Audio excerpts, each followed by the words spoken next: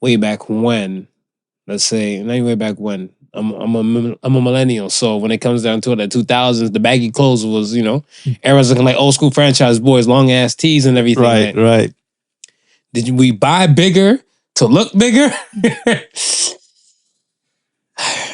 Or did we just buy bigger to hide everything underneath? Exactly. So that's what I'm saying. Like, the size thing, is it for that purpose, Yeah. The Podical podcast, you can't win.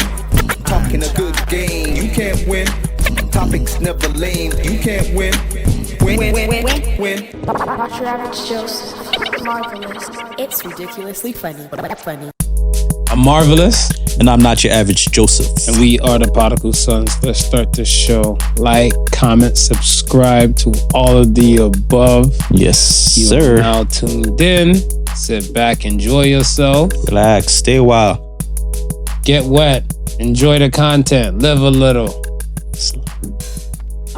All streaming platforms possible.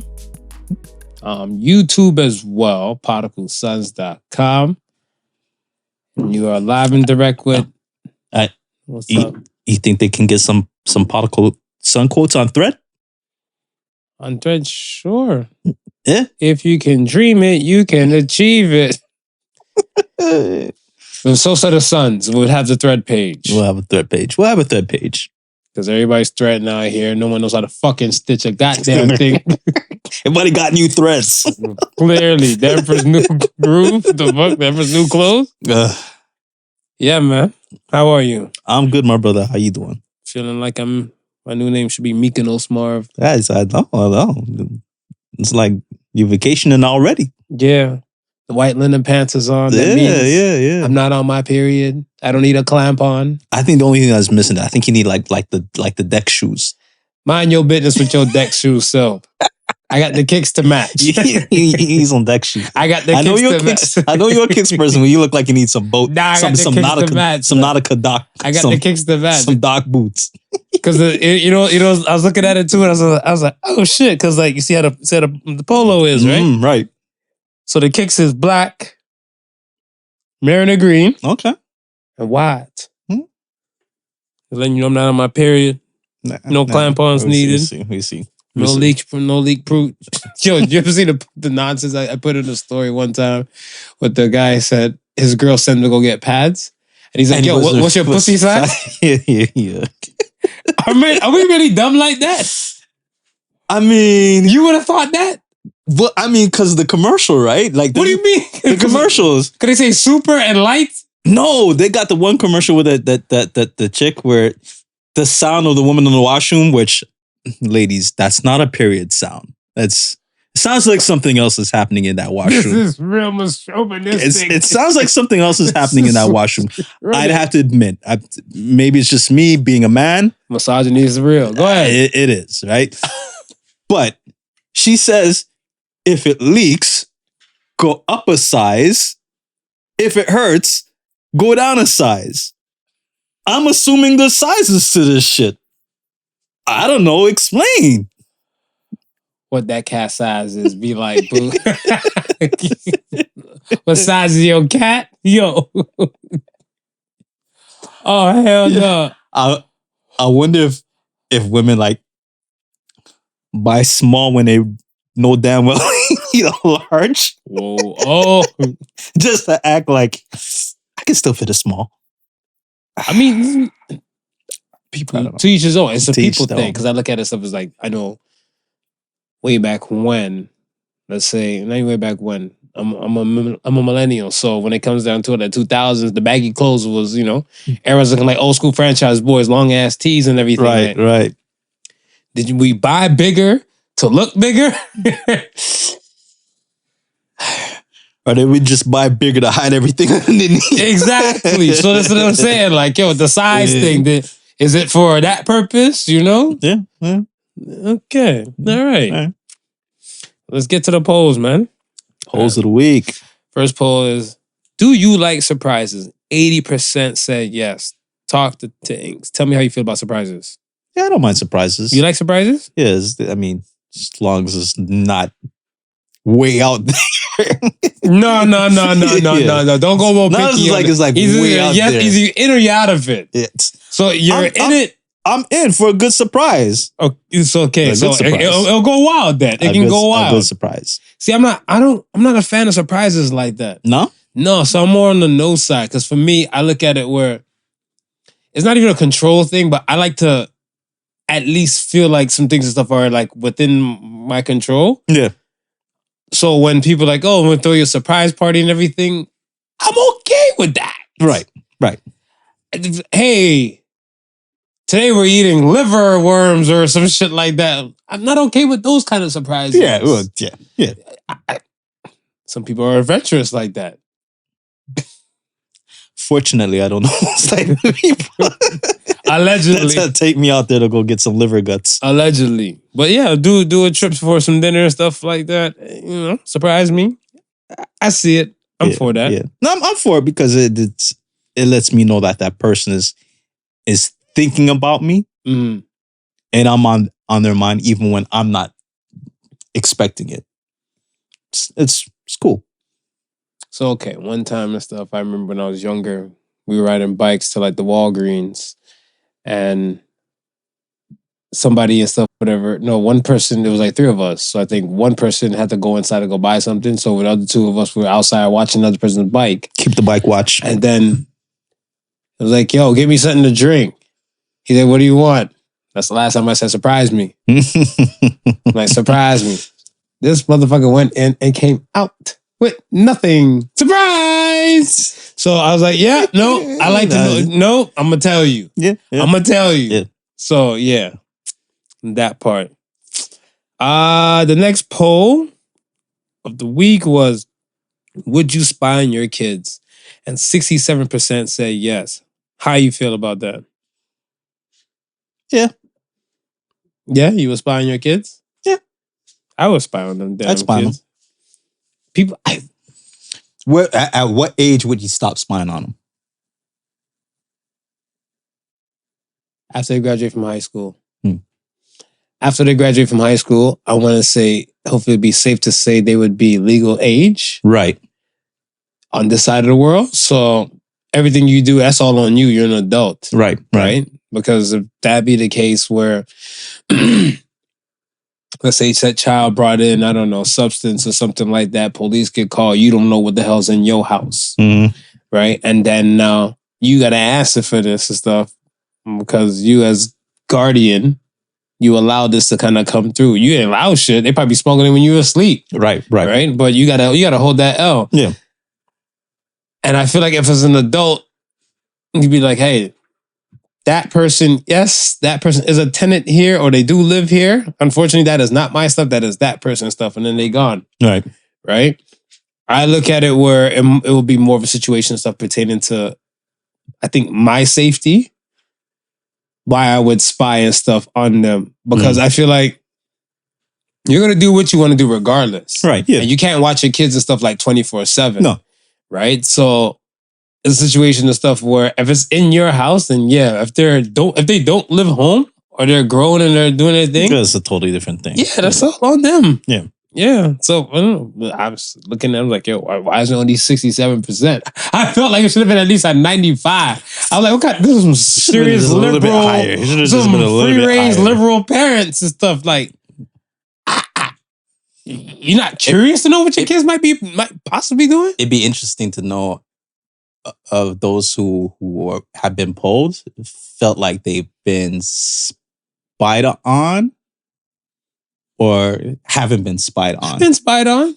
Yeah, I've been spied on. But I think with probably those who haven't been spied on are probably maybe feel like, okay, it's not their place to spy because it was never done to them. I don't know. There's a psychology behind everything. Yeah, I don't know. It felt too free range for me and stuff like. Why you don't expect your parents to spy on you or to check up on, like, you know, some of the things and stuff that you might do. But I knew kids growing up that got away with murder because their parents didn't give a shit. Those kids are lucky. But that's what I'm saying. That's what I'm saying. And if that person is taking that poll today and saying, shit, I ain't spying on my kids, I'm probably like, Yeah, can't nobody put reins on you or spite on your ass. Lucky. Bro. No, I think those things will determine what kind of adult you end up becoming, yeah. And they turn it into, like, in the beginning stages at least. Yeah. I want to say, like, in your early, like, 20s and stuff like that. That might mold, but then you're probably like, this is not the way I want to live. And then they might just go, like, ex-con, like, free range. Like, I see it. I get it. Those people do anything for those kids, though. Those people, like... Yeah, just... Me, I'm one of those. I have scruples. You do anything for the kids? Nah. You have scruples too, right? I got scruples. You see? I got scruples. Right there, we already driven a little line in the sand. Right. Would you kill for your kid? Depends on what trouble they get themselves into. Let me hear this. Like, what the fuck? if whatever it is that, like, if it's 100% on you, and if I was the other person that you offended. What do you mean on you? Like, elaborate for me. Like, if it's like your fault 100%, whatever you do, right? Yeah. If there's like, and it's an act of justice, that they're enacting justice on you, I gotta let justice be enacted. I don't know if I can save you at that point. You put yourself into that situation, that mess. If it's a worthy cause worth defending you, then I'm 100%. I'll die for you. Okay. Yeah. I see it. Yeah, I mean, you can't go and walk into the mall and gun down 100 people, and now they want to put you on death row and expect me to be out here. No, let him free, set him free. Kids say the darnest things. I'm gonna tell you. I'm like, because I always like, it's in a gray area now. Like, even like a modern day time, like I'm still learning and trying to understand the whole thing of depression. Right.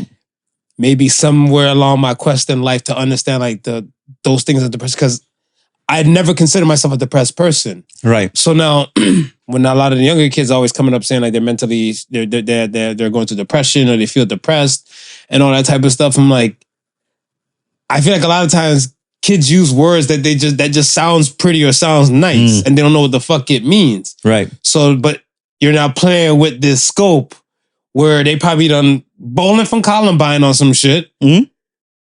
Dad, I promise I won't never do it again. Ah, fuck it. Yo, you gotta throw that book at them.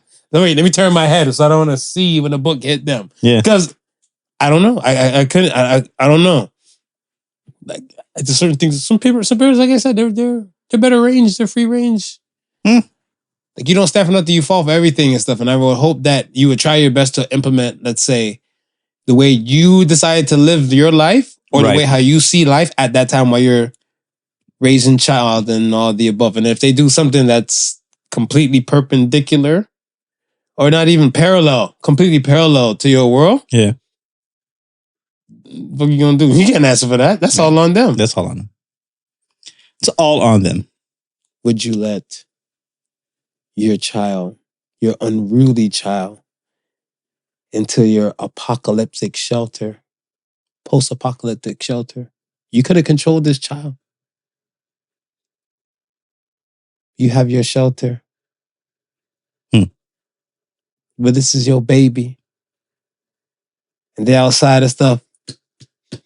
Dad, let me in. How unruly are we talking? Very unruly. Are we talking like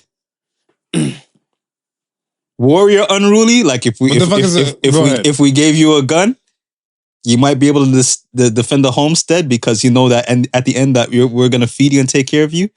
Or are you just unruly to the point where... Unruly, you couldn't control them and stuff. Let's say, whatever, we'll pose like an apocalyptic situation going on. Do not leave the house. Come home. We're going to shelter and fortify here and stay here. You not the boss of me now. They leave. Nah, they leave. They can't come back. Oh, okay. I was about to say, I was saying, what kind of parent you are. Nah, like, I mean, but if it's unruly, like, you know, like short fuse, I might need one of them on the front line. Actually, I might need one of them on the front line. Yeah. Let's hope for the best. Hope for the best. Okay. Let's get to it, man. Do you want to go here? You want to go here? Where we started? Let's start somewhere. Let's get this Keke shit out of the way. Okay, let's get this Keke shit out of the way. Keke, the whole world. Do you love me? Are you posted? Photos with Usher on your shit. Tell me, what's your take on the situation? Okay, well, first of all, let's get the obvious out the way. Okay. Any woman, married, single, divorced, on the way out the door, just being born, coming in, taking a picture with Usher, they're posting that picture. Facts. Yeah, so let's get that. Let's get that out of that. You had, in the first half, I don't know where you were going with the first half. No, let's get that out of the way. I was about to say, oh shit, controversial. Let's get that out of the way. Okay. But to be quite honest with you, I didn't have a problem with what she was wearing. like I've seen women wear less, more revealing, and downright less tasteful. So to what she had on, I really wasn't bothered by it. So when dude made the comment, and of course, like everybody has their own opinion and everybody has their own level of comfort. So I can't say the fact that I was comfortable with what she was wearing, that he should be comfortable with it. Okay. But at the same time, like, for me, it didn't warrant the message or what he put out. Okay. Even if you felt like that, cool. You felt like that, but yeah, for me, I think he made a big deal out of it where I didn't see anything. Me, again, personally. So, okay. A lot of people were bringing up Ciara's, I think, like last award outfit she wore. It was like basically like chain and thong. Right. That she wore. She was with her husband. At the time, yes. Said dude wasn't there. Like Keke Palmer's baby father wasn't there. Right. And I'm not saying that does play a factor. Let me say this. That it would play a factor. Yeah. Because it's kind of like you will hope, like, because you're there, the person won't do that much fuck shit.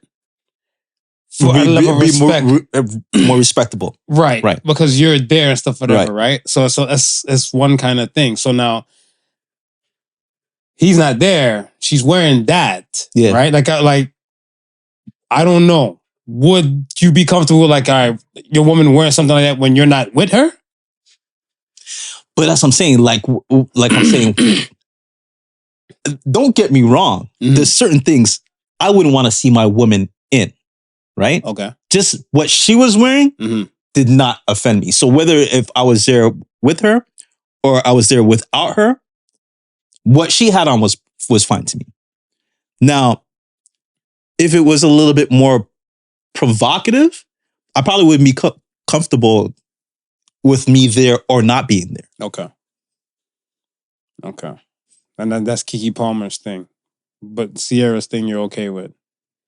Because Ciara's thing is more... No, Ciara's thing, I wouldn't be okay with Ciara's you wouldn't be okay. Yeah, no. What Ciara would... yeah. I would have a problem with. Okay. I'm just trying to get the clarity out of it. See, okay. This was tradition in this culture, right? Right. I think a lot of people and stuff have to realize, like, whatever culture they're coming from. Right. Right. And I mean that in a way where you have your tribe. Yes. You have a tribe and stuff, whatever, right? I remember one person even said to me and stuff like, look at Chance Rapper's situation and let's look at this situation, whatever, right? Right. Chance was in an environment of a carnival. The culture of it is wind up and dance, jump up. You know what I'm saying? Yeah. That's part of the culture and stuff.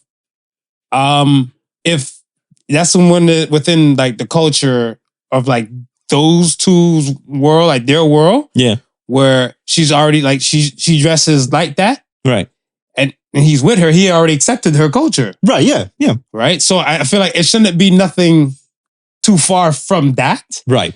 And I don't know, like I'm not really like the photo type of person, but like when it came to the pregnancy photos, she was damn near naked and stuff on that, and so I'm like. you didn't have a problem with that when this was more covered up than the pregnancy photos. But I guess, I don't know, mom, her being a mother now. I was going to say but psychologically, he's probably looking at her as, yeah, she may be more revealing in those pregnancy photos. But as a man, looking at pregnancy photos, do you find that woman sexy? No. Me, no. But that's what I'm saying. Like, I look at it as like, again, because he was present. Right. Because he was there, like, for the photos and all that type of shit in the pregnancy shoot, whatever, right? He probably felt no type of way. Yeah. Because kind of like, let's say it's a big ass room with a whole bunch of like photo shoot peoples and everything like that. Yeah. You won't really feel a type of way because you're looking like maybe most of them might be professionals. Right. And even if there's a 1-2, I guess, leerers and everything like that, would be like stop and staring type. You'd be like, well, I'm here, like, you know, try to avert your eyes off my woman and shit like that, right? Right. I don't know. And like I said, like the culture, I feel like the culture where he kind of comes from, like I think people, and I don't want people to think it's like nationality or anything like that has nothing to do with it. But like I said, you have nerd culture, you have all the other kind of cultures, and if you like a whole bunch of nerds that could not be the same race, yeah, but it's still part of their culture. Right. I think he's from a culture where once you're a mother, certain things have to change about you. Like rapport, dressing, and because from what I read from his statement, right, it was kind of like, you're a mother, like I'm paraphrasing, but it's like, you're a mother for crying out loud. Conduct yourself. Yeah. So the culture that he's coming from is kind of like, once you have kid, certain shit should change, whatever, right? Right. And that part might not be the culture she be with. I was about to say, it may not be the same culture for her. And I guess that's something that you guys got to figure out ahead of time so you don't run into these things. That's one thing. So for me, the next thing I look at it as where I am man and my woman will be queen, right? So I'm king, queen, and our sanctity of our home is our castle. Right. Certain things and stuff, whatever, should not leave our castle. Right. You know what I'm saying? Let's not leave our castle burning or anything like that. Before we let the drawbridge out, open that door to go into the rest of the world and everything like that, our castle was good before you step out. I don't give a fuck if like argument or all that type of stuff. I mean, we make sure we good, right, before you step out there. So I feel like that's a conversation, like the whole tweet, right, that you should have in your castle before Queen leaves. Yeah, because I'm saying like, y'all a couple, and I don't know like if it's an every couple thing, or if it's just some couples do it, some do. But I usually see my wife before she's leaving, before she goes out with her friends. Like I don't know how the relationship is, if they're a live-in together, right, or if they're, so. And I try to factor that in and stuff, whatever as well too, because I'm about to say, fam, everything you tweeted, you could have said that to her before she walked out the door. Yeah. Unless you guys don't live together. Right. So if you guys don't live together and stuff like that, then okay. Like, I don't know. Because one woman said to me, like, well, maybe instead of she was baby mom, if maybe they were married, she might conduct the way he thought. I was like, a piece of paper and a ring don't change shit about her personality. Doesn't change anything. It's all a mindset type of thing. And the funny thing is that we seen the stuff that Keke Palmer can't put on. She might have put that on thinking it was more conservative than anything else that she got in her closet. True.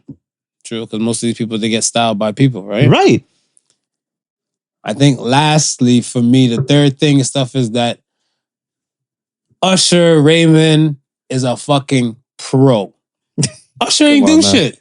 Come on. Usher did not. If you look at the video, I watched the video minus like the peanut gallery and everybody saying some stuff. Yeah. Because I'm looking like, it's like you can't duck this. Like you couldn't duck the video. You could, and then you couldn't duck the tweet thing and dude deactivate. Not even poor dude. My man didn't. Don't start no shit. Won't be no shit. Yeah. That's simple as that. Whatever. But I look at it where Usher serenades every celebrity that goes to his show. 21 Savage got the mic one time. like there you go. You know what I'm saying? From Taraji to like stars, there's countless stars. They get serenaded by Usher. Right. Keke Palmer is a star, is she not? She's a star. So I look at it, I'm like, okay, yes, she's there. Obviously, he's gonna serenade her and everything. Now, my man Usher, where I feel like he was so damn cheap and strategic about this shit. Usher didn't leave his square. He walked up to start singing. Right. And she's like, Usher! Usher feet didn't move. She breached his personal square. Right. That's why a man will get in his feels. Let me tell you something. There was a photo, let's say of an ex of mine. Of yours, right? We went to TIFF. Okay. Mandela came out. Yes. Idris Elba was there. Right.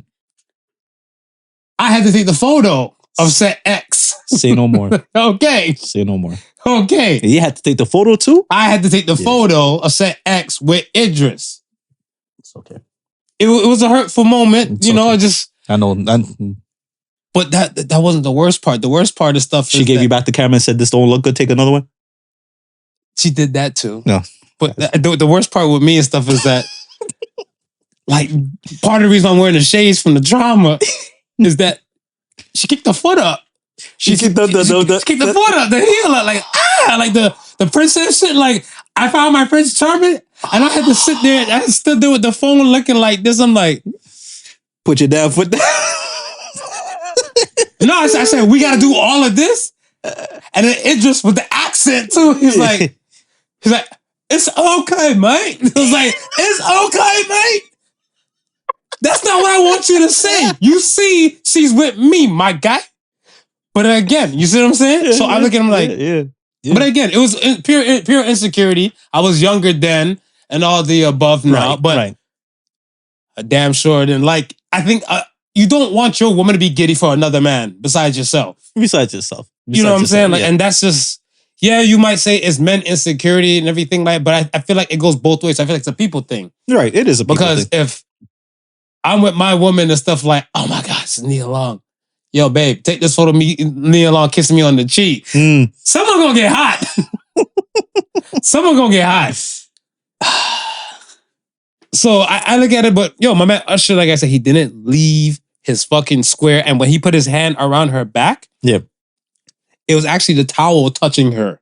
It wasn't his bare hand. Right. So I was like, he's trying to be as respectful. I looked at this shit. I was like, yo, Usher, you're not getting sued for nothing. You're not getting caught with no scandal with this. I'm like, I like how your brain is thinking. He's learned. I'm like, I don't know if he's in a relationship because he's in a relationship. Right. Like he was moving like that. Boy, I just thought it was just straight smart. Because even like, again, she tried to do the body press thing. Yeah. And he's like, okay, leaving room for the Holy Ghost. And then he turned to the side. So it was kind of like side by side. And even when he's like that last piece, like, because he's singing There Goes My Baby. Right. He's like, every little thing you do, ooh, baby. See, he didn't look at her when he said that part. No. Usher knows the time. He looked at the audience at that part. He not trying to be Trey Songz. He's not trying to be... Remember her shit with Trey Songz? Okay. She went on Larry King. Okay. Keke Palmer went on Larry King and said Trey Songz used his sexual prowess on her in that music video where she didn't really want to be. So Usher was like, yo, I seen Usher it. I seen you. He ain't trying to be Trey Songz or Chris Brown. Okay? Usher Usher was smart. Go ahead, Usher. I was like, he made it fun and memorable for it, and kept it pushing. But like I said, like I think it was the giddy thing that was pissing dude off. Yeah. Because let's say they don't live together. Let's say they had a conversation and stuff. She probably sent him a photo like, this is what I'm wearing tonight. Really, you wearing that? Right. And then she's like, well, bye. Yeah. And she didn't respond to stuff for them. So now she's not responding. And then he unleashed this tweet. And you look at her stories and stuff, because, you know, these internet, they come with their own spies and private eyes. You see, like, in her stories, like, she was doing, like, Usher starstruck. And it's kind of like, that's what you're saying, like, you know, for a grown woman or for a mother. And that was what pissed him off. I don't really think it was the outfit. Because, like, it's like I said, with the Sierra thing. Right. Like, I've seen more revealing, right? So you think the fact that she was starstruck? It was a giddy starstruck thing. Yeah. That was what really pissed him off. Because I'm like, it's not the dress. Nah, I mean, we seen what it did to Tom on Boondocks. we seen what Usher did to Tom on Boondocks. It was Usher. The giddiness. And the man, he damn near lost his woman and all the above, man. You can't stop Usher. Shout out to Aaron Magruder. He's the reason he gave y'all game. He gave y'all free game. Usher come in town around your girl. It's going to be a different vibe. You got to hope that he keeps his shirt on. You got to hope that he keeps his shirt on. So that's a hard hope with Usher. And that's my take. Yeah. That's my final say pertaining to Keke and the situation. Well, all right then. Yeah. I mean, you think it's gonna blow over anytime soon? I mean, it should. It should now. It should. They had a field day with it. No, you know what? I didn't really see the memes kick off on it though. It wasn't really a meme. It was debate. It was more debates because, like I said, it's cultures, right? Right. It's cultures. Right? I think people just when they hear culture, they just look at stuff like, oh, it might be more of a nationality or kind of country kind of culture and everything. Like hip hop culture is you have white people in hip hop culture, you have Indian people in hip hop culture. It's just the culture. Right. Some people in their culture and stuff is that, like I said, supposed to classy it up and like refine it up, and a man's supposed to do this, a woman's supposed to do this. And some of those things are dictated by those cultures that he or she derives from, right? I think that's the aspect is that we just need to look at, and that's it. Let's pray for Paris. Should we pray for? How many times have we prayed for Paris? I'm telling you, man, it's like it's the city of unrest. Like this is. I feel like for me, Paris, the country itself, has gone through more things than the little bit. I'm not saying terrorist stuff don't happen on U.S. soil. I'm not saying protests don't happen in Canada, but they get everything. The Charlie Hebdo, I think, what is it? Like, what was it? Ariana Grande concert? Was that what it was? Or was that in the UK? But there was another... No, I think that was UK. But there was another thing, like another concert thing, and there was like shooting. There was like a shooting of like gay people or something like that. Right. In France. Yo, and now Jumanji is now happening, including the protest. I must say, they've got the rioting thing down pat. They know how to riot. They know how to riot. Like, if you want to take cues about rioting, yo, you ain't lying. They know how to riot. You're not lying, because I want to say with all the George Floyd shit, no, it never turned to Jumanji. Nah. Never turned to Jumanji. Nah. There's mad videos of zebras running next to cars and people are running away from zebras. There's so many other animals and stuff out there in the street. Lions, tigers. I didn't see no bears, but oh my, it could be there. You see what I was doing? This is that's insane when you think about it, man. When you think about it. Yeah. If you work for law enforcement, I can imagine resignations piling up. It was one thing one thing and stuff you probably, let's say, remember, we gotta look at cops that they were people before they were cops. Right. First. Right. There's one thing you want to help change and blah, blah, blah, whatever reason you might have been a cop for. Then they tell you, yo, whatever the fuck we had you doing normally, we need you to jump in and stop some of these protests and stuff like that. Yeah. Because they've been protesting since the retirement age thing. Yeah. They've had school protests, like about like school fees and wages. Same thing with Spain. Spain had it too. But again, like I said, Spain's thing and stuff is like going and then it's quiet. France is like, on to the next one. On to the next one. France is like, it's doing like a city to city tour. That's what's going on right now. It's like, it starts off in the major cities and then like weeks later, you hear like some like minor city is like being burnt down. I'm like, what's going on? It's like, it's on a city to city tour right now. That riot.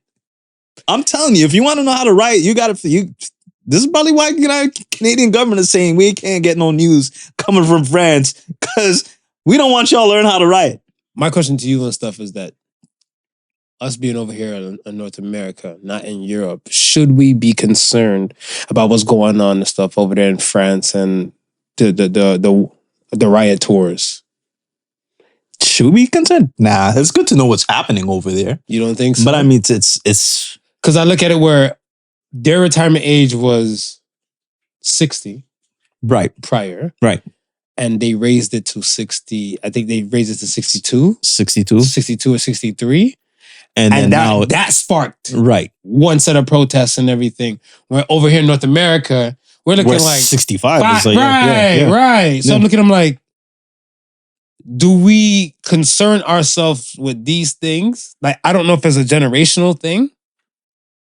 Because I look at it where, yes, maybe if you're like, let's stick on the topic pertaining to the retirement age. Right. If you're right there at the damn goalpost or the goal line, and then they move the goalposts and stuff, and they don't give you proper credibility, there's all more reason and stuff to kind of like bear arms and riot. Yeah. Or, put up a protest. But I look at it stuff as like they're dropping this to you at like your generation, we'll say Gen Zs, Jenners. If you're a Gen Z, dog, there's 2 more years. Dog. Like, were you planning your retirement so early? I wasn't. Nah. I think what makes it, what the dynamic about it is that the retirement is pretty much tied to your pension. Correct. And pension has always been one of those push button topics, no matter where you live. Facts. Right? Everybody's scared that when they retire, there's not going to be enough for them to live on. I mean, I agree, because to live on. If we look at it, stuff as where France itself is a first world country. Yes. US is a first world country. Right. Canada is a first world country. Right. So that's what I'm saying. Like, I think a lot of people, that's why I asked, like, should we be concerned? Because if this happened to a first world country over there, what's stopping it from happening other places, stuff like that? Like, I want to say, look at America, from the Mike Browns to the George Floyd to the Vaxxers, the Antifas, and all those type of situations and stuff. And those are protests and problems in themselves. Like the Capitol Hill raid, you get what I'm saying? Yeah. In first world countries. Right. The whole trucking convoy here and stuff. It's just different formats and stuff of it. It's just that they got a lot. And I'm not pointing blame or fingers and stuff at them, whatever, but I'm like, in a blink of an eye, it can happen to anywhere else. That's why I was asking. It's that libertarian blood, man. Is that what it's that libertarian blood over there? Were they the first to liberate? The French Revolution, where they were the liberators, right? Yeah, man. They ain't sitting for shit. Nah. So writing is in their blood. It's just in their blood, man. It's all they know. Yo, I wanted to ask you, when was the last time that you had to rewire your brain for something? Explain. So I want to say, like, let's say what you thought you knew something, and now, let's say somebody now unveiled somebody or somewhere, you got unveiled a whole new truth that kind of blew your mind, like with the Jenners, right? I feel like, and this is part of the thing I do like about the Jenners, because I want to say the Gen Z folks, they live with the whole TikTok thing. The TikTok is a must. And I want to say they kind of created like a help of a wave to get other generations to go to TikTok. Right. Now, it's called, quote unquote, TikTok University. That's what I call it. When you just learn some shit and just blow your mind. You're looking like, oh shit. Yeah. I had this device, been using it like for this long and everything. And you've been using it one type of way for so long. And now you're at this new point. Do you now go with this new way, which I guess is kind of not, quote unquote, might be the better way. Right. Or the proper way. Yeah. How do you rewire your brain to something like, for you were taught to think one way for the longest, and now you're at a focal point now where you now have to. I've had a few situations like that, and I have to consciously do it. It doesn't like it's like per situation, like as situation as the situation arises. Oh, shit, talk about it. I'll be like for instance, let's say I buttered toast one way for like decades, right? Right. Then I watch TikTok and I see, there's a new simpler way of buttering toast. Because I'm so used and set in my ways, when it comes time to buttering toast, I have to remind myself, oh shit, I remember, me do it this way now because this way is easy because I'll automatically go into default mode Mm-hmm. and just do it the way that I've known how to do it for countless of times. So we talked, we kind of touched upon this like last week. If it's like what you should be doing or what you could be doing or what you are doing, right? Right. Like, well, what I am doing, if I'm comfortable doing it and I'm content doing it, I might stick with doing it, even though I just been shown a better way of doing it. Now, to get in that mode of doing that better way, I'm gonna have to say, oh shit, no, there's a better way of doing it. Let me do that. Right. The trick is to rewire the brain, to put the time in to say, right. No, like for me, I have the let me say the know-how to use a rice cooker. Okay. Right? I've used a rice cooker once in my life. Right. And that was, I want to say, the person doing the whole tutorial thing with me. Yeah. They just watched me while I did it. So that counts as my once. Right. Right? Now I'm used to cooking rice the conventional way with, I want to say, with a pot, a saucer pot, or a pot, and on the stove, you know, butter, salt, and all that type of stuff that way. Yeah. I know the new way. Right. And I know the new way and stuff, like even, like I've never cooked with a slow cooker. Yeah. But you do a slow cooker, you have a rice cooker, you can have a proper meal without having to buy like fast food and everything. And it don't have to be an everyday thing. It don't have to be a leftover type of thing. You can cook other meals and stuff meanwhile, right? Right. But I look at it stuff as where the rewiring part to tell your brain and stuff like, yo, this is the better way that works for your world is the hardest concept that most people have a problem grasping. So I'm like, when's the last time? Tell me the last thing that you had to rewire your brain for a situation. Because you said you use the situation on. It is, and like I said, and it's just, I wouldn't know, like, probably maybe a few months ago. Okay. In regards to editing. Okay. Right? There's a specific software that I use and a specific way that I edit through the timeline. Right? Mm-hmm. Now, I recently acquired another piece of software, same type of editing deal, right? But why did you go for the new piece of software? Because one of the functions that this new piece of software does, it does it better than the other software that I have. So that part in your brain is saying that why be good, go be great. Right. Because you're looking at stuff like you can do better than this. Right. Right. Okay. Gotcha. Now, but here's the problem. I'm still using two programs, and I'm using two programs. Okay. The second program can do all of what the first program does, right? But I've already gotten all my templates set up in my first program. So now it's going to take me time to set up these templates in the second program. Mm-hmm. Until I have downtime to do that, I just got to go with the quick and easy way for time, right? And less headaches. But you're doing, that's what I'm saying. So you're doing that, even to go touch on that, you're doing that because that's the best thing you can do for now. For now. But is there a time parameter for, like, let's say, like, I want to say the rewiring aspect. Like, I look at it, stuff is not, it's the rewiring aspect, you could be doing so much better, but for now you're going to temporarily do this. Right. So now how long are you doing this temporary for? So now I'm doing it temporarily till I find the time to sit down and say, okay, now I can set up these templates in this new software. Once the templates are set up, then I have no use for the first software. But you don't have a deadline or a time frame and stuff on when to have to set the setup for the template? No, it's just whenever I get that downtime to do it. But when is the downtime? And because I look at it, now it's like there's no focus. There's no focus to say, like, okay, I'm projecting maybe 2 weeks from now, I might have some time. Let me try to coordinate some time and stuff to do this, because other than that, it would just get afraid when there's no focus. So then the rewirement thing is not, you're not trying to rewire or do it for the better. You're already just stuck with the could do and the comfortability. The reason why, though, is that it's faster, right? And better at doing what it does, right?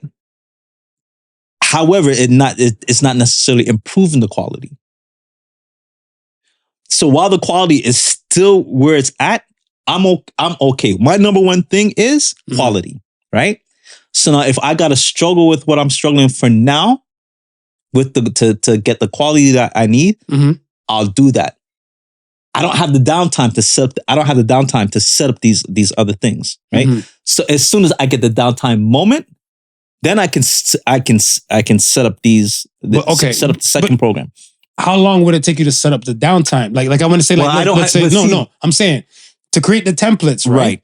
Would you say that projectually it might take like 2 days? 3 days. And then, like I said, like if not setting anything there, it's leaving a room for no focus. It depends. Like, cause it might take a day, it might take 2 days, right? Cause I'm still in the process of learning the second software. Correct. Right? And the problem with me now is time, right? Cause yes, I can take the time to learn the second software. That's everybody's problem, though. But it's cutting into the time of what I need to fully operate to make sure the first software is putting in the work that it needs to do to give me the quality that I've come to learn and enjoy and understand.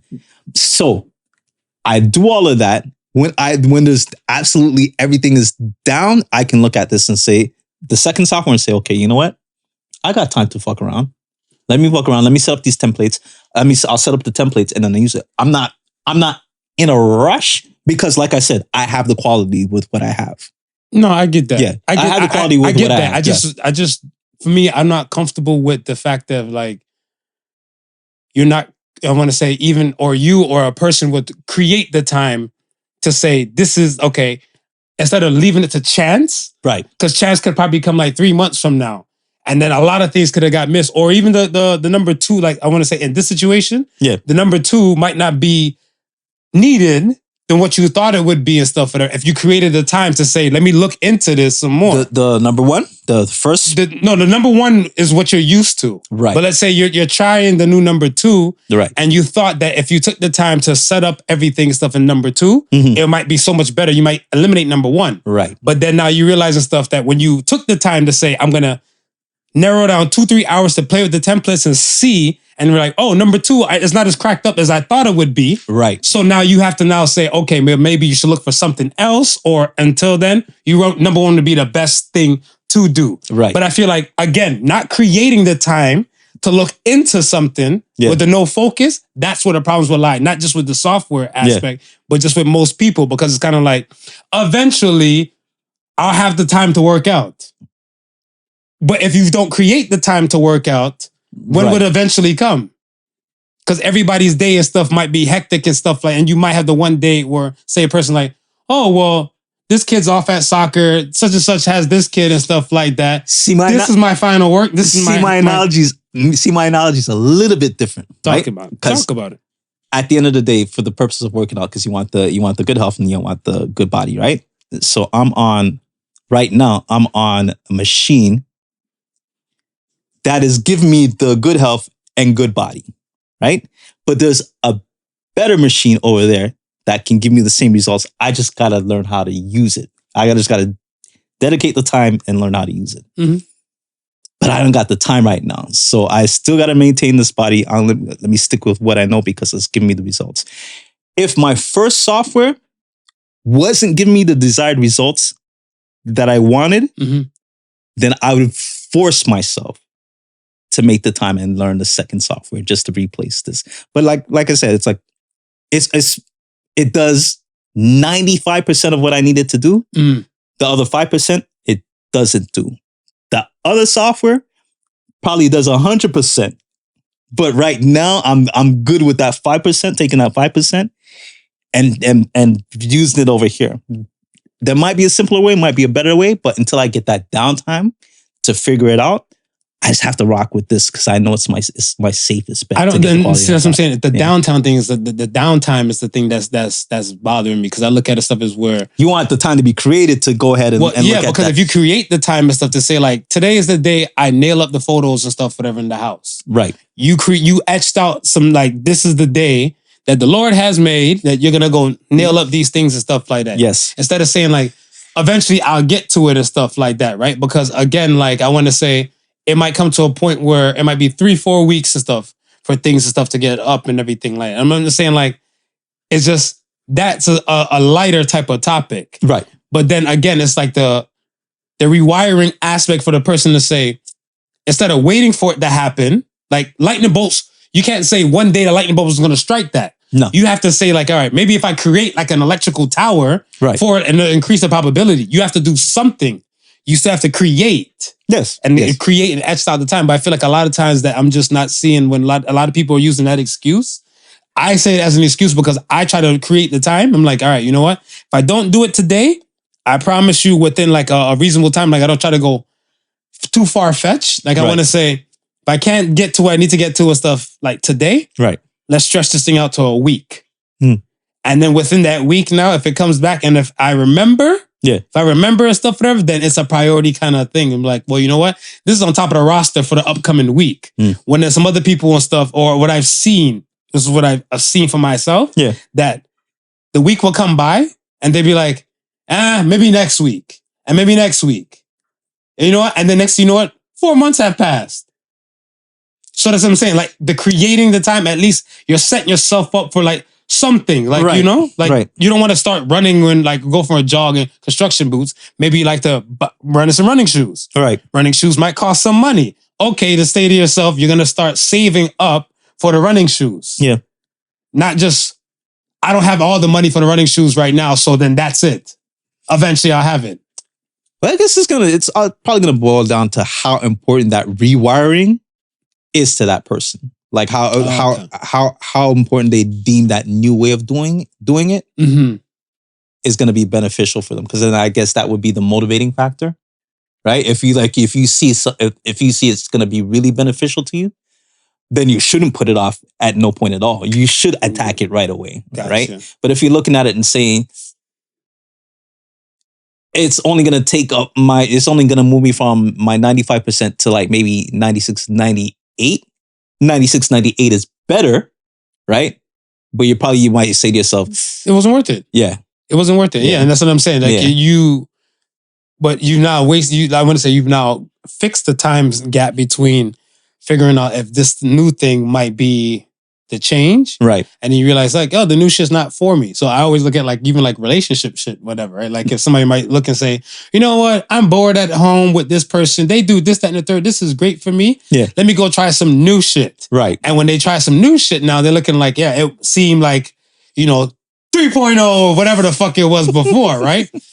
Boyfriend 3.0. Boyfriend 3.0 does this new software update with the clothes and everything and the look. And you look like, this shit seems proper. Yeah. And then when you're looking at it, you're comparing like Boyfriend 1 to Boyfriend 3.0, you're looking like, 3.0 is garbage. They just have like extra bells and whistles. Yeah.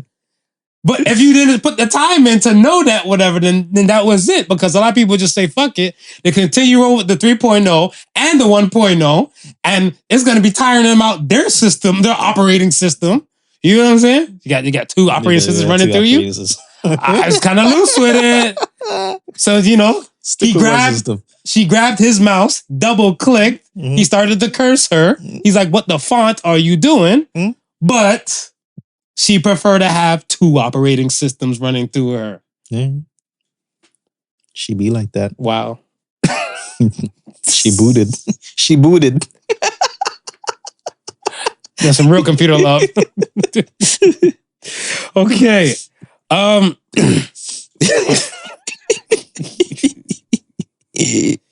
There's a lot of double entendres laid out there. It probably went over a few people's domes and stuff, whatever. But I see it. I see this. We rewind. Let me ask you. Go ahead. I was talking in conversation with a lot of people and stuff within this week. And again, part of, not really fully, but part of the Keke Palmer situation is like, again, divides. I guess a lot of people, like not only that, but other conversations kind of driven like little lines in the sand between people who like, they're like, oh, I always thought Smooth thought like me until global climate change conversation comes up. Then you're looking like, you think it's fake? Line now drawn. Right. And now I want to say a lot of times I feel like, and this is from what I've seen, not from myself experience, because I want to say for me, I don't really judge too much on good and bad. The reason why I say it is because one person's terrorist, another person's freedom fighter. Right. Right? And I look at it as stuff as where it's all on a point of view. Perspective, yeah. Thank you. But your perspective, do you think that there are more good people in the world than bad people in the world? I think so. Really? Yeah. Tell me why. Hold on. Backstreet Marvin's back. Tell me why. Nah, I think it's in our inert nature. Yeah. To be positive and happy. I think like you think so. I think like that's a default. I think outside of that, I think something has to take you out of that mood or take you out of that train of thought for you to be angry or upset or, you know what I mean? I think our natural state is a positive state. Okay. I think something has to put you in a negative state or put you in that frame of mind. So I don't know. No, it makes sense because I see exactly where you're coming from. Right. But I look at it stuff as where, and this is why like with the happiness thing, it always comes to me like it kind of comes off more. I want to say it's okay to be selfish. It comes off more selfish than self-serving. The reason why I say it like that is like the way you just thought is perfect if you lived in a world by your damn self. Right. But you share the world with people. Right? You have interactions and stuff with people where I look at it stuff as where your happiness might not be my thing. Right. Right? Like, let's say, for example, your happiness might say, you're gonna, I don't know, say we live by a village or a creek or some shit like that, right? Right. Your house is closer to like the top of the hill for the creek water. So you get nothing but the cleanest and best water. Right. You and your family just want to piss and shit in R. Kelly and have fun in the damn water. Right. By the time you get down to us now, right, we're looking like, the fuck? And you're looking like, I just want to do what's best for my family. That, you know what I'm saying? Right. Your happiness and stuff is not my happiness. Yeah. Fuck that. Like, you know, like, we live together. Let's coexist and let's find like a happy medium. But I feel like a lot of that is not happening. So I feel like when now, if you're the set good person, again, I just want to take care of my family. Good. Right. Right? Then, because I'm telling you, you need to now either move that shit or your family just collect the water and get the fuck out the way. Right. Now you're looking like, that guy Marv is a bad person now, right? I feel like the good don't outweigh the bad. Because I feel like if we have 1%ers of the world, they living good. Right. And there's 1%. The other 99 is not living good. Okay, let me take that back. Let's say 80% after that is living bad. Because I want to say, I feel like the true happiness is looking like, yo, you don't need certain type of things and you can make it happen and like, you know, you can find your way. Well, and that's when you made that comment, I was going to say, but how do you know those people who are the non-1%ers, how do you know they're not happy with their situation? How you know they're not happy? Yeah.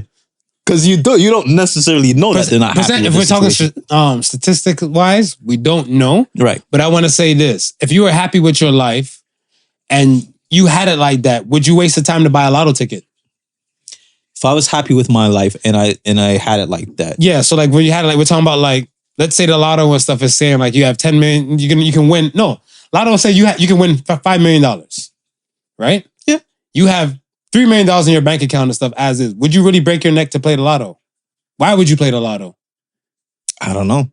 I probably wouldn't, right? Right, and that's what I'm saying. So it's like, again, the 1%er type might be into that thing like damn near at the goal post or goal line and stuff for that one. Right. I'm good. And then you have so many other people and stuff out here buying lotto tickets and stuff constantly because they're not to that level. And then you also have people who are to that level and still buy lottery tickets. Of course, yeah, the Michael Jordans. Yeah, it's the same. Like you have the gas. It's like for some people, for some people, it's the thrill. It's right? the thrill. It's not the money and stuff for that. But and that's what I'm saying. The thrill. I still feel like the thrill people are still way in those numbers and stuff, the minority numbers and stuff. Right. Compared to, I always think about the thrill seekers, like if you know you got bread and you know you need security guards because you got that much bread and you pop up in like the hood spots and stuff for a drink, you a thrill seeker. You're a thrill seeker? You a thrill seeker. You're not going to no protection. You probably going to flashing cash and everything.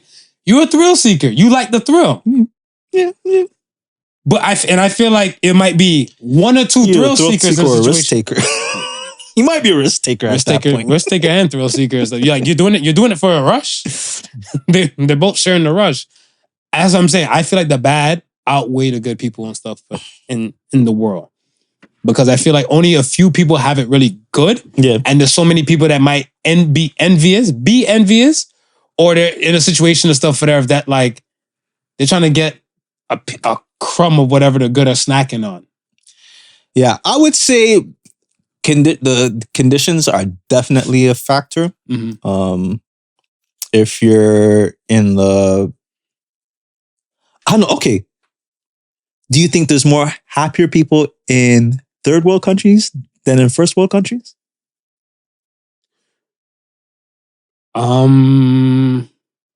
Before social media. Before social media? Before social media, yes. Yeah. Before social media. I think social media and stuff kind of bridge a lot of grounds. Mm-hmm. So it's kind of like the comparison game starts. Okay. So once the comparison game starts and stuff, but this is where it gets kind of wild and technical. Because I look at it, stuff is where you might have like a type of island, type of getaway of a small country. Right.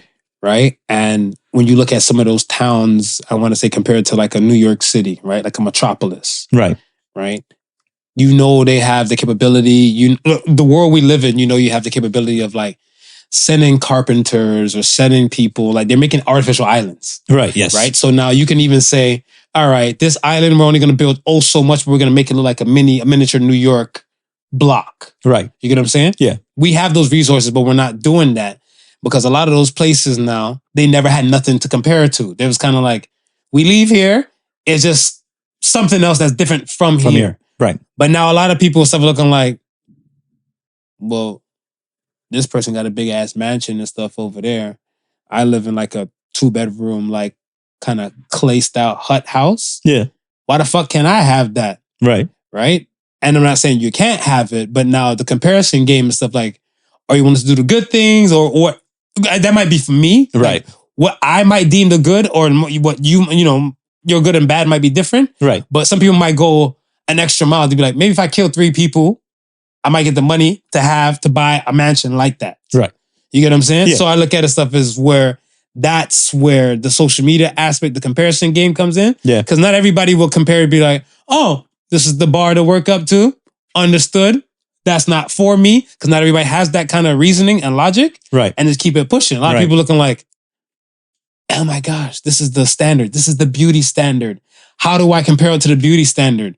Well, maybe if the beauty standard was like, let's say back in the day, blonde hair, blue eyes, thin frame and everything. Right. You see the rise of bulimia and anorexia, right? The dyeing or the amount of dye sold for like blonde products, blue contact. You get what I'm saying? Yeah. So there's a lot of they're trying to do to kind of compare to be in the running. And that's where the issue comes up and stuff. If most of these small island places, not even small island, but like these small other countries, if they're not into no kind of comparison thing, like, yo, this is Marvtoria. At Marvtoria, we sandals and socks and stuff, whatever. This is what we do. You know what I'm saying? Yeah. Basic life and stuff here. We don't do too much. If you're looking for a party life, like, heavy club with like celebrities come through, we don't do that here. Right. Go to Drew Fest. Go to Drew Fest. Take your ass to Drew Fest. You might get a Travis Scott there, and let's hope, he didn't help you organize it. Get the party going on. Like we don't want an Astroworld Part 2 over there at Drew Fest. You know what I'm saying? It's the comparison factors for me. And the reason why I ask that is because I'm always looking at the situation of, my family background is from Jamaica. Okay. Right? For the longest time growing up, the conversation has always been is you got to get the foreign foreign is what they're saying. Mhm. Not far end, like all the way over there. Foreign, but in y'all terms, foreign. You got to reach to foreign for a better life, right? Now that I'm older Mhm. and I'm amongst West Indian people here, The foreigners. Mhm. They hate when people back home are asking them from stuff. Mhm. Because they feel the people back home feel that we're here and everything is ready made for us. Mhm. When the people up here are struggling, maybe not as much, and sometimes maybe even more than the people who are back home. And that's the part what I'm saying and stuff like, yes, the 1%ers will do those 1%ers of the world, but then there's another portion of stuff that like, I want to say to make peace. Right. So I look at it stuff as where in that other 19%, there's the people and stuff like yourselves and stuff like, or the other foreigners that are here looking like, you know what? I don't got it like that, but I'm good. I'm good and stuff like that, whatever. And like, I realize it's not all cracked up to be. Is you know, do I have the time to work? I'm willing to sacrifice certain type of things to get to this level? And the answer is no. So they're like, no. But again, that other 80%, they're looking at stuff like, we just want whatever you're snacking on. So whatever you look like, hey, I can buy like, you know, some bottles of soap and stuff and body wash for like on sale for, let's say $8 for 2 bottles and everything like that. Yeah. And that place and stuff, one bottle and stuff might even be like $80. Right. You get what I'm saying? So it's kind of like, please, can you buy these 2 bottles for us with your sale and your discount and send it to us? Or give it to us. Yeah. Because we're trying to just eat what you're snacking on. Right. That's why I feel like it's more bad. Because the disparity is way too far. Mm-hmm. Like number wise is way too far with the have-nots compared to the haves. And because the have-nots and stuff, like you're gonna have too many have-nots that have their own individual problems. Yeah. Why I feel like the bad outweigh the good. That's an interesting question. Let's get to the question of the week. Yay! Question of the week. I've been cooking with this stuff, whatever, for a bit, and you know. I had an epiphany, so I said, let me just bring this back up in conversation. Okay. I thought it was quite interesting to have. I thought we should have it on the podcast. Question of the week says, in your late 30s, do you still care about your physical aesthetic? In your late 30s? In your late 30s. I'm going to say yes. All right. Tell me why. I'm going to say yes. Especially if you're a single person in your late 30s. Ooh. I think you're... Why are you picking on the single folks? Well, I think you're still looking... You might be looking to attract somebody. Okay. You can't attract somebody with a body that's not attractive. Let's be honest. Body that's not attractive is not really attracting anybody. Yeah. Now, if you have a significant other, I don't disagree with you. Yeah, you might say, my boo loves me the way I am. I can just let go at this point. So okay, and so that's my thing because the thing stuff what I've noticed and stuff is that I want to say me in my late 30s. Right, I'm looking at stuff where there's a lot of single people that kind of just said, fuck it, take me as I am. Just take me as I am. Take me as I am and stuff, whatever, right? But I think the thing is stuff is that they, like, let's say the Take Me As I Am group, right, feel like they're unicorns, to say. And the reason I said the reason are you laughing? What happens when the Take Me As I Am group come across real unicorns? The reality is shooken up. The mind is fucked. It would have to be. Because I look at the stuff as the mind is blown and stuff is kind of like, I think I'm a dime piece. Right? I think I'm I think I'm the most handsome man in the world. Say I'm one of these people, right? Right. The most handsomest person and stuff in the world. Women would date my height. Women like my look, my color, my speak, my all of the above. That's it. Yeah, you're the God's gift. Enter 6'2" Adonis. Now, where I thought the eyes were all eyes on me, like some pop shit over here. Right. And I see eyes just avert like, yeah. Who is that? I would drink his sweat with a straw. I'm like, hey, hey, I'm over here. Still sweating. Hey. Sweat this. And they're looking like, that's a unicorn. You corny.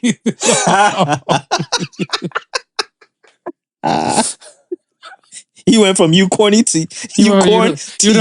You corny. I think like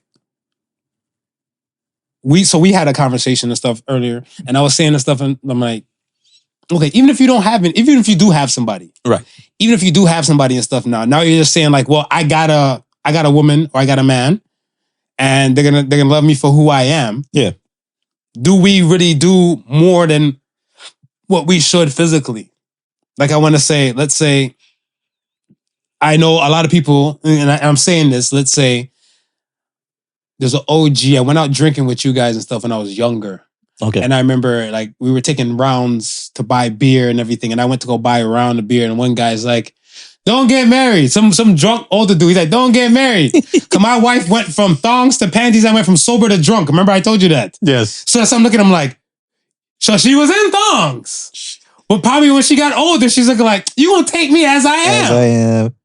I like the thongs. The thongs wasn't as comfortable when I was younger. These is much more comfortable now. It was a physical aesthetic. And some women used to be extra, raise their thong up, be like, yeah, I'm wearing a thong. Or wear like white pants to show that they were in the thong and shit like that, right? Yeah. Now they get to a point where they're just not giving a fuck. And that's what I'm starting to see that because I still work. I still try to work out. I still try to do things to maintain. Yeah. But I feel like the older I get, it's in a few and far and wide. Like I remember in my 20s, it was probably about 8 of us out of my friends in the gym. Yeah. They go to their own gym. Gym was a thing. Gym was a right? thing. Then it went to like, I just do a little 1-2 push-ups to try to maintain and stuff like that.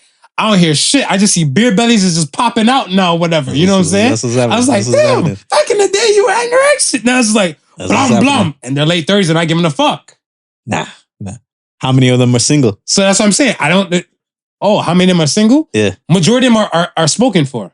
Majority of them are spoken for. Yeah. And the single ones and stuff are still participating in this, not giving a damn about aesthetic like that, right? Because I feel like they think, and it's not even they think, I want to say I know some people are looking at stuff like, I changed my hairstyle.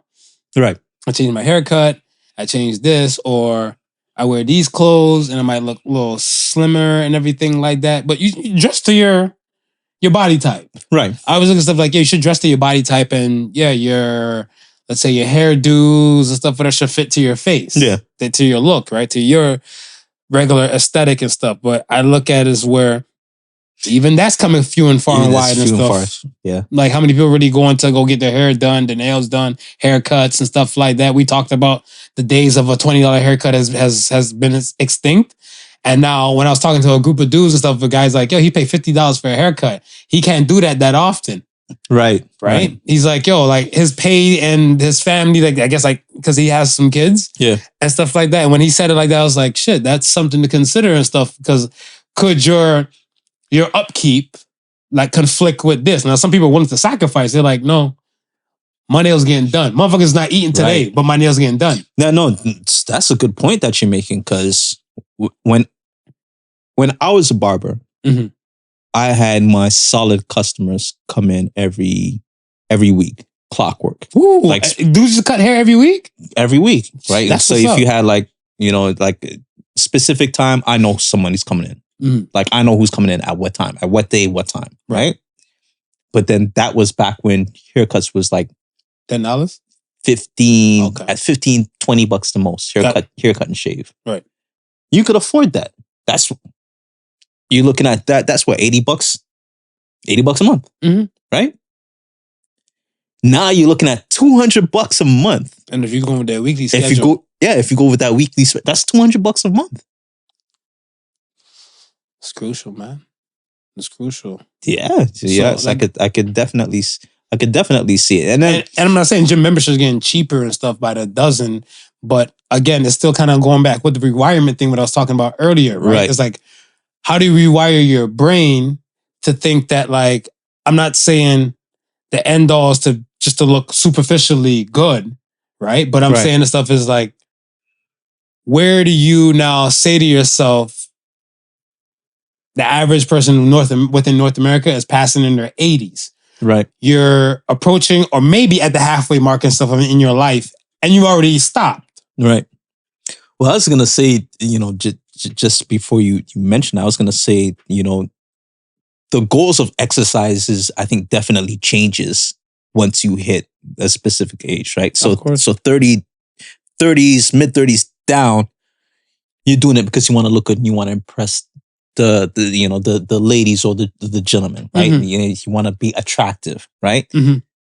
30 and up, if you're exercising at that point, you're doing it because you want to maintain health. Life, health and life. You want to maintain health and life. So, but people are not giving a fuck about that. But I was just about to say, if you feel like you have moderate health and you're okay with your moderate health, chances are you're probably not going to exercise as often or as frequently as you should. Mm-hmm. And that's a problem. Right. Yeah, so for me, I think people do not care about their physical aesthetic like that. Yeah. In their late 30s, 40 time. And that's the halfway mark and stuff in the North American world, life, where I look at stuff is where it's so common now. I'm hearing things like, such and such passed and he was so young. He was like 50. Like, I thought we were supposed to be living to 80 and this person is passing at 50. I'm like, what happened? Yeah, they had this issue, that issue, but a lot of these things are preventative. Yeah. You are what you eat. You know what I'm saying? Like, of course. There's factors in the stuff where... And the sedimentary lifestyle. Say less. All right. Let's get to the Ask the Sons portion. Ask the Sons. Are you ready? First Ask the Sons comes from the Bruce. The Bruce? The Bruce. What's the biggest difference between you now and 10 years ago? I'm more conservative. More conservative? Yeah. Is that voting wise? That's economic wise. Okay. It's economic wise. I think probably confidence. My confidence and stuff, I want to say 10 years ago, I will always consider myself a confident person. Yeah. But I want to say my confidence and stuff, I want to say, well, I mean, this is a man's prime in his mid to late 30s. So, I mean, like, I wasn't in my prime state 10 years ago. You weren't in prime land before. I'm in prime land now. You may call me optimist. You're in prime land now. But I look at it stuff as like, for me, it was confidence. I want to say probably anxiety did change, like on the other side. Yeah. Like I want to say, I had more of a nonchalant, I don't give a damn persona back then. But 10 years ago, I wasn't a father. Right. So now I'm a father now, and there's other factors and stuff to kind of look at. And stuff we're looking like risking moves has to be more calculated. Right. So I think me being an overthinker, me just thinking about these moves and everything, it might create other pockets of anxiety and stuff that might kind of tsunami to something bigger. Right. Because it's kind of like, remember we spoke about like the associated sons that we were saying like, the reason why you can't sleep at night is because like, your mental state. It's kind of like these small anxieties and stuff kind of just wind up and just kind of sonic boom with people. And then like that 2 a.m. wake up might happen. Right. I'm not saying like, if like you had the ailments like a heartburn, heart attack, like those type of things and stuff is more physical. Yeah. Compared to something mental. That's weird. It's funny that you say that because you find a lot more people not giving a fuck later. Later. Yeah. Later. I feel like I feel like my zero fucks will start at probably like that, close to 50? Close to 50. Close to 50 and stuff. My zero fucks given will be at the 50 mark. We'll go back there. Yeah, but I look at it stuff as where if I'm looking at like 10 years ago, I was 28. Right. 10 years ago, I was 28. And then I'm at 38 now. I'm still far from that mark where I still have a decade plus. Before that, I don't give a fuck mode starts kicking in where my anxiety stuff will still be kind of up now. Yeah. That's a good question. Yeah, it is. I like it. Next question comes from Canuck Citizen. Go Canada. Mm-hmm. What's a dead giveaway that a girl cheats on her boyfriend? When she leave the toilet seat up at her house. I'm an asshole. No, I'm not. It just freaks me out when I see some women do it like that, though. When she keeps asking you ain't leaving for work yet? So my man Aries can come through. Oh, here we go. Aries and Aphrodite, boy. So my man Aries can come through. Aries and Aphrodite. On some real stuff, I want to say. First of all, you trying to find out if your girl is cheating on you? If that be the case, I feel like this might be one of those. This might be one of those cases. I would say this: I've been cheated on before, and I came to a point where I was giving like compliments, or some new shit. Like I noticed some shit. Like, damn, you never seen this bra and lingerie before? Like, you know, this bra and panties and everything like that. You look nice in it. Thanks. So it's kind of like your words don't really hold too much weight. Right. But other people's shit might be more heavier and stuff. So let's say there is a dude or somebody else on the other side. Yeah. And it's kind of like, you know, babe, your hair looks nice. And then like, thank you. And somebody's like, damn, babe, I like your hairstyle. Thanks. That's one way of looking at it to me. When she seems happier and you know you're not the cause of the happiness. Would you always be the cause of a person's happiness, though? Because I look at it stuff as where I feel like you should be able to control your own happiness. You should be able to control your own happiness. If she's naturally miserable and now she got happy, I'm questioning that. That's what I'm saying. That's not like I'm with you all the time, and now all of a sudden you seem more happier than usual. Up, man? Yo, exactly. Well said. There you go, my guy. Go forth and prosper. Go forth and prosper. Well, hold on. I don't know if it might work though. Like, let me just put my disclaimer up there first. Right? I'm not here to just give every kind of relationship advice. Last question comes from SheilaS. What is something that immediately improves your mood? A good song. How about to say a playlist? Like a good playlist and everything like that. Like good music. Yeah. Immediately. Because I could be probably like upset, sad, or something, and that is already putting me to a better, trying to bring me to a better place and state of mind. So that's me. Yeah, music for me for sure. I want to say it's not. You know, I used to think it was food. Yeah, I used to think it was food and stuff. But really? Like, if it is for me, it's not, because I realized that when I did feel like super sad, and sometimes even if I bought like my favorite food, my heart might be too full to eat, and that's something I never understood. Because if I'm in a state like that, I can't eat either, bro. Oh, and there's people like they eat because they're unhappy. Yeah. I can't eat. Yeah, I can't eat if I'm in a state. I'm good with some water. You know, just my BI and stuff. So like my throat's not parched. Right. And then I can go. Yo, there'll be situations where I'll be so in a mood that if somebody around me knows what's going on, they'll be like, yo, you gotta eat something. Like it's been like few out. You having like now you gotta eat something. Yeah. I'm not hungry. Nah, force yourself to eat. Like one of those. Yeah. It's real. That's real.